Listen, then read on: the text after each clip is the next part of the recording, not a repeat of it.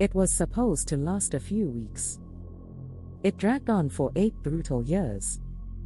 The Iran-Iraq War, the longest conventional war of the 20th century. A conflict of trenches, gas attacks, child soldiers, and silence from the world. But beyond the headlines and battlefields lies a haunting truth. How much did this war really cost? In lives, in money, in futures lost forever. A war nobody won. In September 1980, Saddam Hussein invaded Iran. He thought Iran was weak, just fresh from a revolution. He expected victory in days. Instead, he triggered one of the deadliest wars in modern Middle Eastern history. By 1988, neither side had gained anything except devastation. The human cost, the numbers are staggering and contested.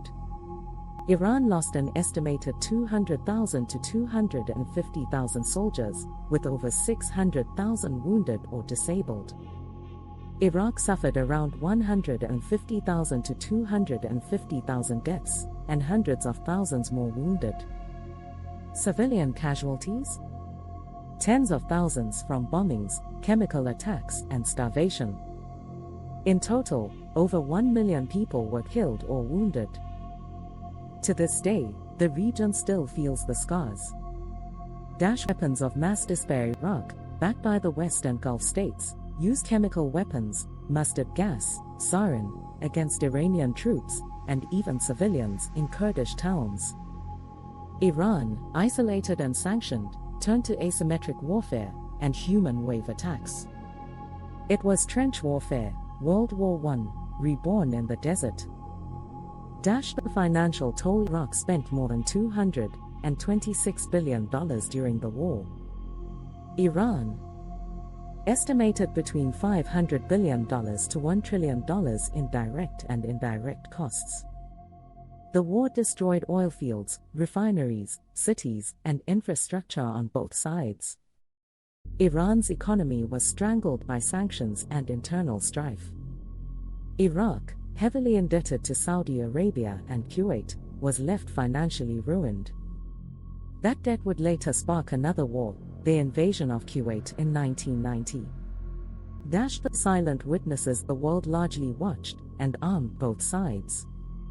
The US and Europe sold weapons to Saddam. Iran smuggled arms through covered deals like Iran-Contra. The United Nations only spoke when chemical weapons made the news. This was not a forgotten war, it was an ignored one. The aftermath. When the war ended in 1988, there were no winners. Just graves, ruins, amputees, and silence. Iran's revolutionary zeal had been hardened. Iraq's ambitions would soon explode in Kuwait. But both nations were left with a generation of trauma. 1 million casualties. Over $1 trillion. 8 years of suffering. For a few miles of disputed desert. This was not just a war, it was a warning. One the world ignored. At its own cost. You're watching Trivia Tales, where we uncover the truths that history tried to bury.